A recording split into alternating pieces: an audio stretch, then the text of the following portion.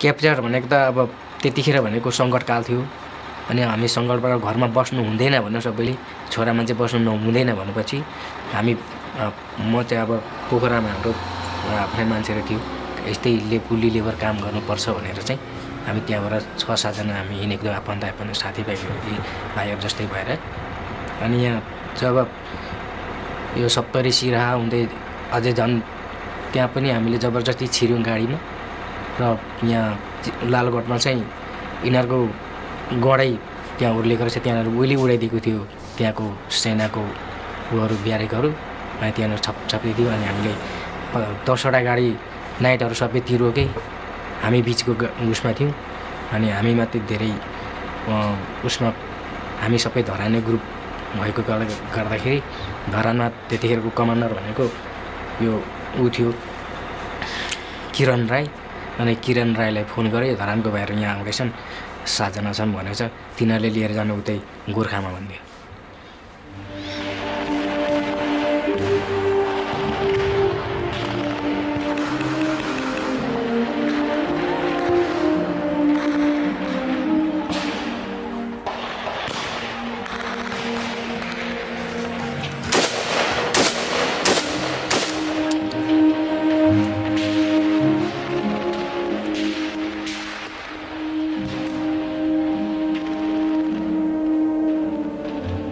त्यहाँबाट हामीले अबदेखि तिमीहरू घर गयो भने तिमीहरूले सेनाले पनि मार्छ तिमीहरू घर फर्किन्छौ कि के गर्छौ तिमीहरू आजदेखि माओवादी भयो भनौ कमान्डर त्यहाँको कमान्डर त्यसै भन्नुभयो अनि हामी त के गर्नु कसो गर्नु त्यसरी नै हामी भयौँ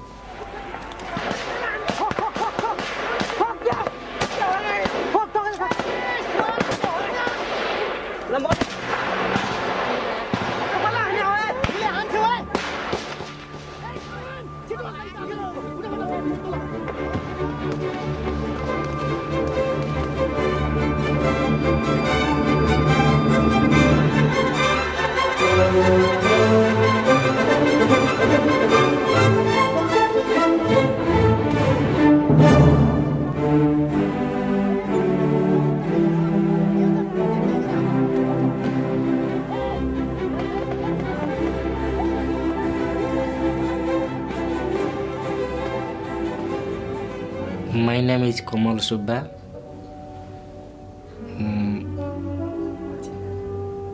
म सुनसरी धरानमा रहेको मेरो घरको स्थिति एकदम कमजोरी अवस्था छ हैन मेरो परिवारमा भनेको अब हामी 6 जना 8-7 जना हौ अब मम्मी खसिहाल्नुभयो बुवा हुनुहुन्छ अनि अब म एउटा छु फ्यामिली 3 जना नानीहरु छन्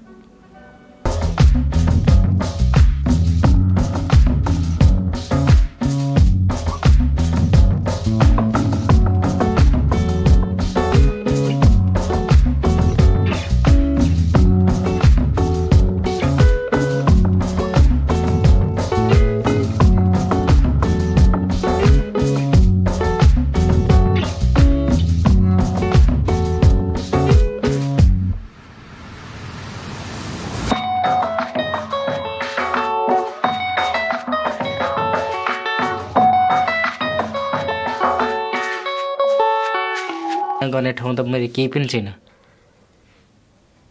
के छ भन्नु अब जताततै अब अतंगा मान्छे मार्ने अब यता हेर्यो मान्छे मर्छ यता हेर्यो मान्छे मर्छ त्यस्तो म सम्झना गर्ने ठाउँै नभएको भएर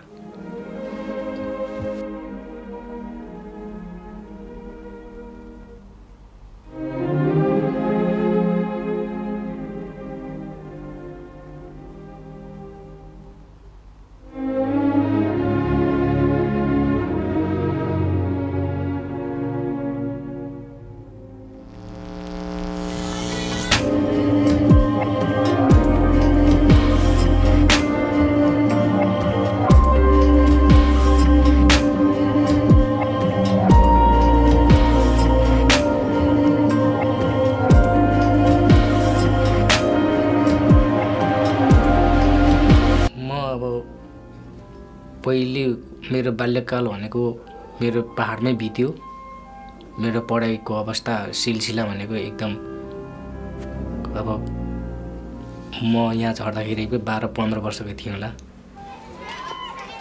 मैले 1 क्लास पढ्दाखेरि म 15 वर्षको थिएँ।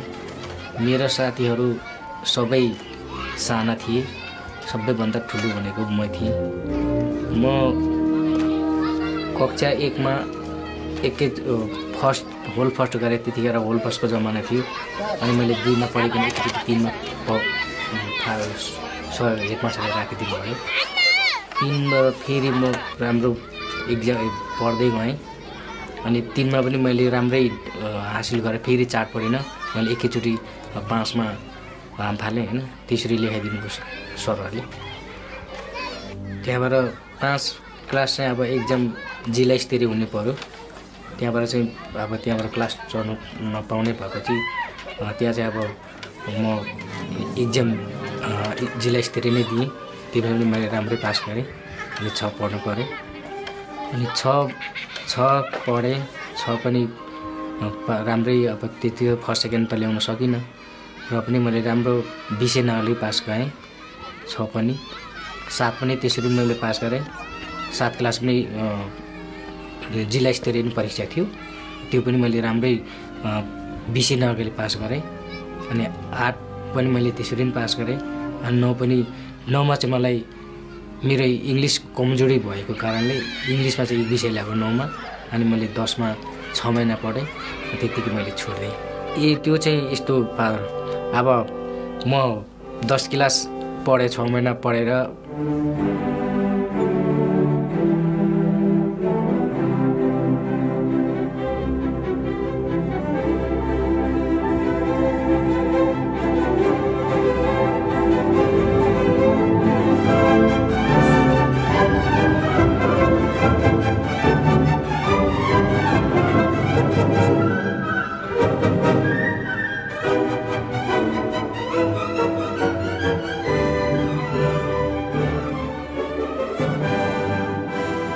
यहाँ पोखरा जाने क्रममा हामीलाई यो हामी 6-7 जना थियौँ। म मात्रै होइन, 6-7 जनालाई हामीले यो के भन्छ यो लालगढ कुसबाट हामीले आफू खुसीले गएको होइन। त्यो त्यहाँनिर हामीलाई गाडी रोके, हामी जबरजस्ती गर्दा हामीले मार्नु खोज्यो होइन।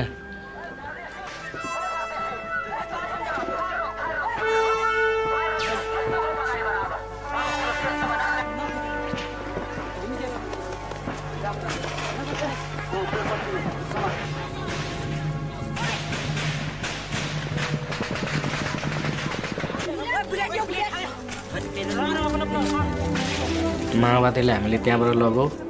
यहाँबाट लालगढबाट हामीलाई चितवन हुँदै होइन हामीले गोर्खा पुर्यायो। गोर्खाबाट हामीलाई 4-5 दिन गोर्खामा राखे।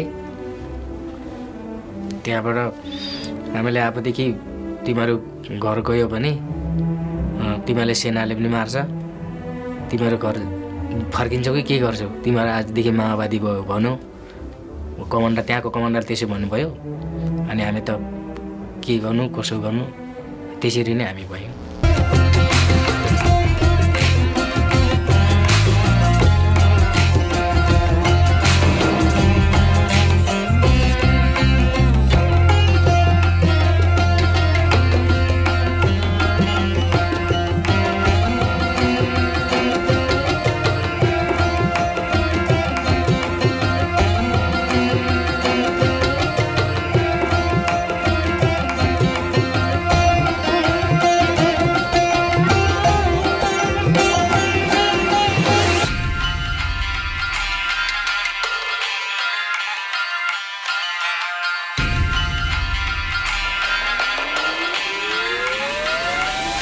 एकदम अप्ठ्यारो थियो नि। त्यसको अब खानु पाइँदैन थियो, जङ्गल हिँड्नु पर्थ्यो।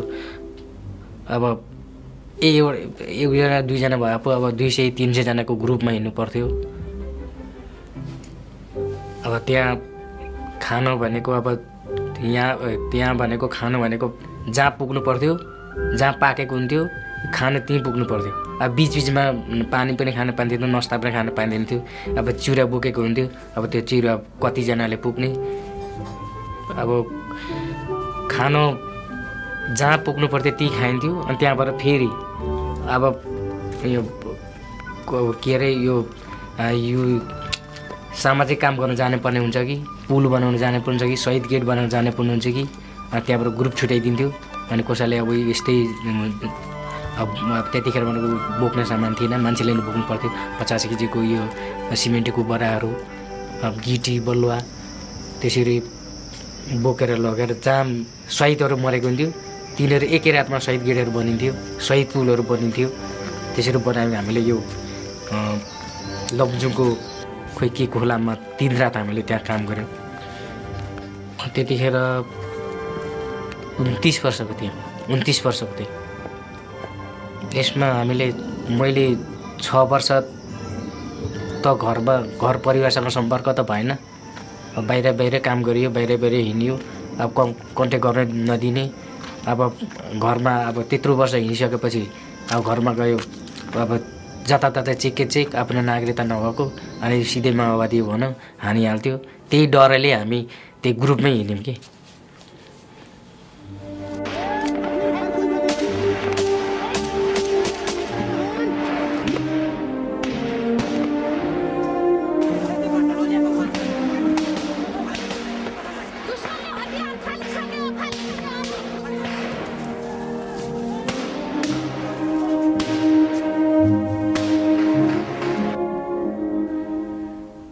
त्यसो त मलाई कतिले त फोर्स त दिएको पनि थियो हैन तर मैले त्यो मार्ने पक्ष चाहिँ मैले कहिल्यै गरेन मैले कतिको त मैले कति आर्मीहरू पुलिसहरू मेरै आफ्नै भाइहरू मेरो काकाहरू थियो यो जनताहरूसँग पनि होइन राज्य एकदम राज्यसँग नै गरेको यो एक त हाम्रो राजा ज्ञानेन्द्रको विरुद्धमा हो अनि अब पछिबाट 61-62 तिर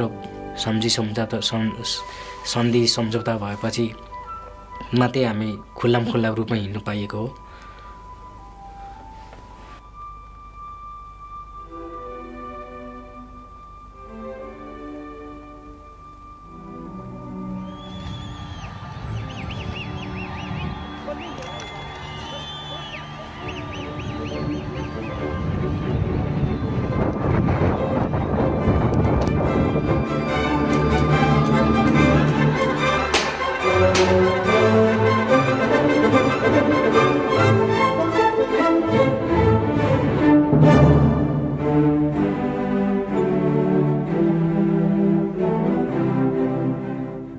मलाई अब त्यो बहुत सेतुङ्गे त होइन तर आफ्नै आइडिया आफ्नै उसमा चाहिँ मैले अब यताउतितिर आफ्नै गाउँतिर धरान इटरी विराटनगर ठाउँमा कोर सभाहरू चाहिँ मैले गरेको थिएँ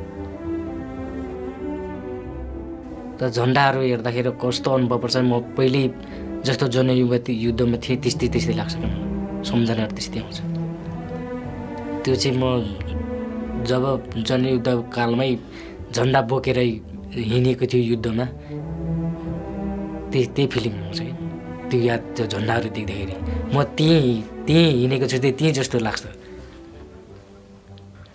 छुटकारा त कसरी पाइयो भने अब सम्झौता भएपछि हामी प्रत्येक आफ्नो जिल्ला गयौँ अनि जिल्लामा गइसकेपछि आफूले आफ्नो एरियाहरूमा त्यतिखेर वाइसिएल भन्थे वाइसिएलको मलाई इन्चार्ज भने महेन्द्रनगर 9मा इन्चार्ज 9 वार्डको मैले इन्चार्ज चलाएँ पछिबाट वाइसिएल हुँदै ठुलो कमान्डरमा पुग्नु पर्थ्यो तर म चाहिँ त्यहाँसम्म चाहिँ पुगिनँ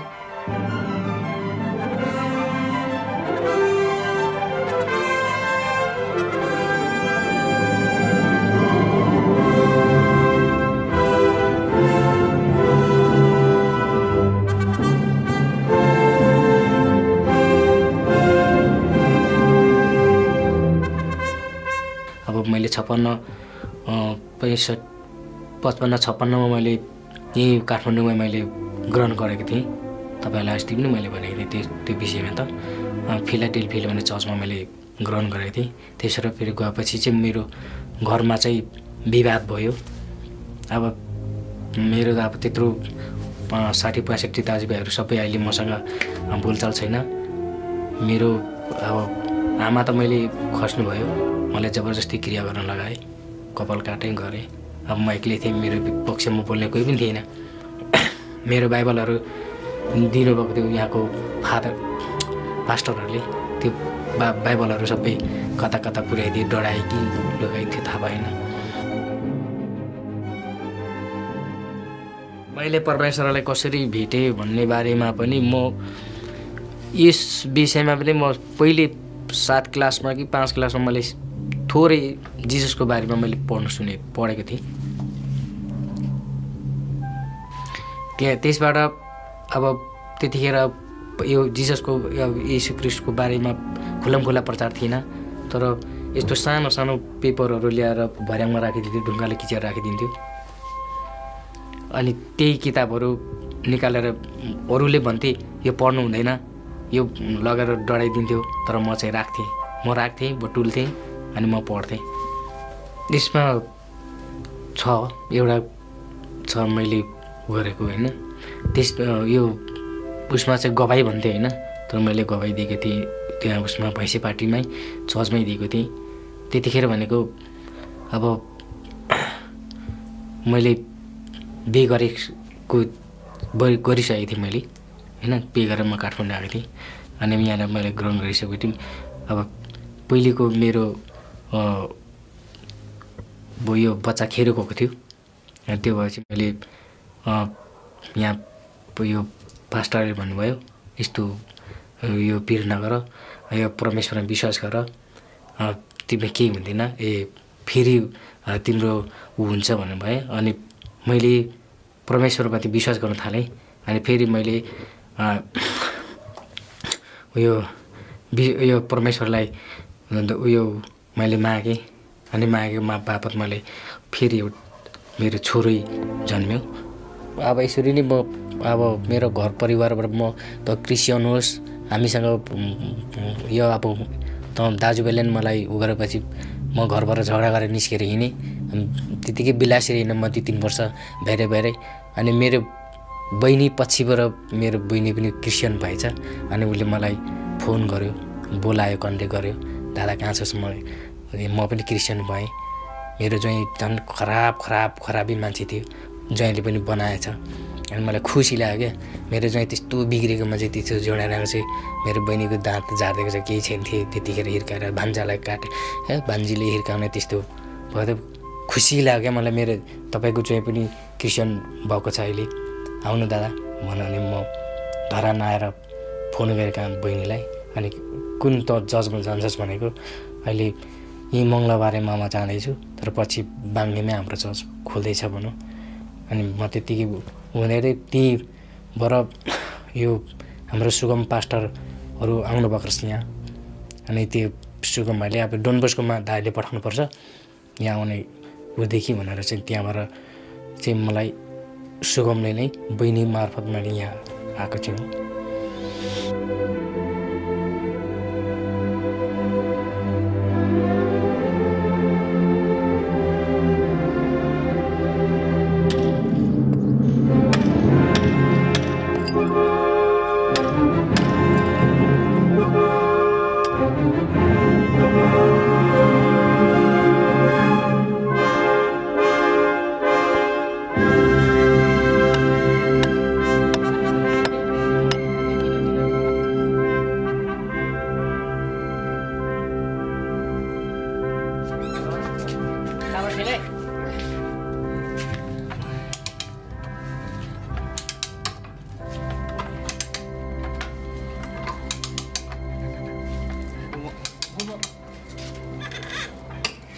डनबस्को भनेर मैले नाम चाहिँ सुनेको,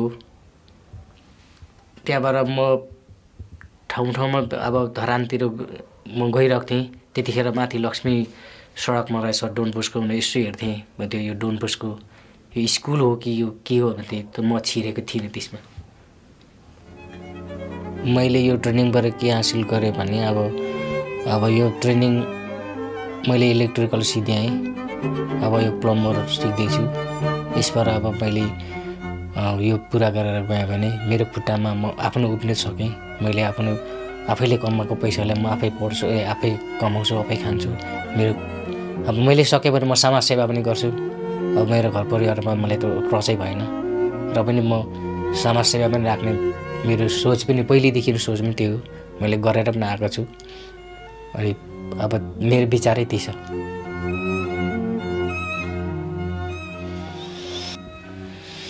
यो तालिम मेरो लागि मात्रै नभएर यहाँको यो देशको सम्पूर्ण हाम्रो युवा भाइ बहिनीहरूको लागि पनि हो। तर मेरो लागि मेन चाहिँ मेरै लागि पनि भयो। मेरो लागि चाहिँ राम्रै छ, तर अरूहरूको लागि कस्तो छ। तर आफूले पनि मेहनत गर्नुपर्छ। म ट्रेनिङ गर्न आएको, म ट्रेनिङ गर्छु। यहाँ आएको तर आमाबाउले पठाउँछन्, यहाँ आएर ट्रेनिङ गर्छु भनेर कुनै पढ्ने माथि त्यो माथि भनेर ट्रेनिङ त गर्नुपर्छ। आफूले जति सक्दो गर्यो त्यति आफूले जाने नि त हो।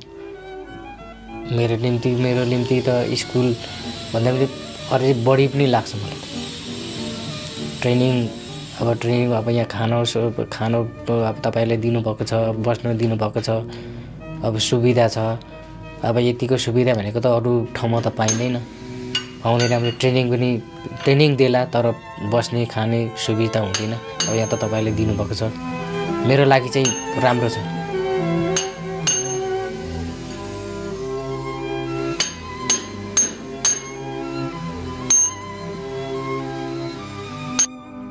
मलाई रोजरी र मिसामा गएन भने त म खोइ के हराएको जस्तो लाग्छ। म आफै हराएको जस्तो लाग्छ।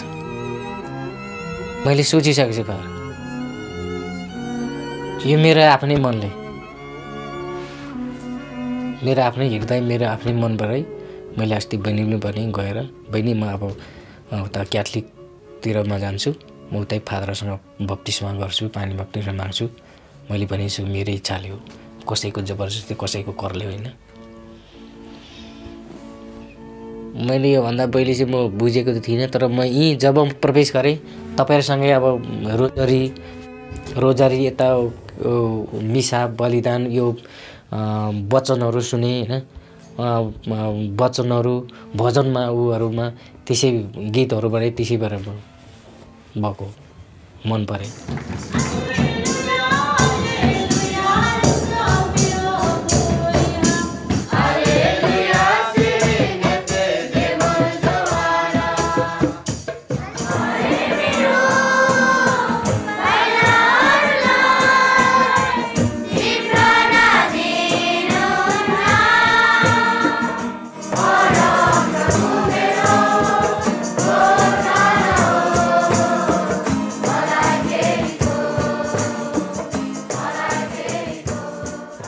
सक्छु।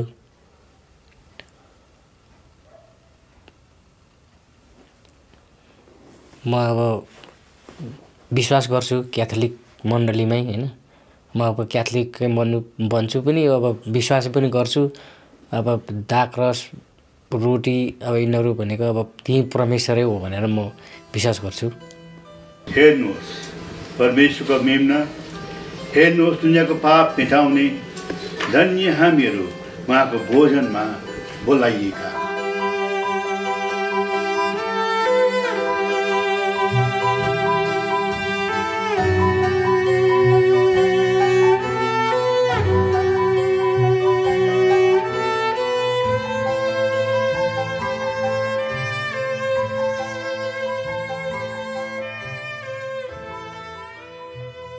त्यसमा त मलाई पनि अब त्यो कस्तो चाहिँ होला भन्ने मेरो पनि त्यस्तै भावना हुन्छ। मैले पनि अब त्यसमा ग्रहण गरेँ भने परमेश्वर उनी नै हुन्छ भन्ने मेरो विश्वास छ।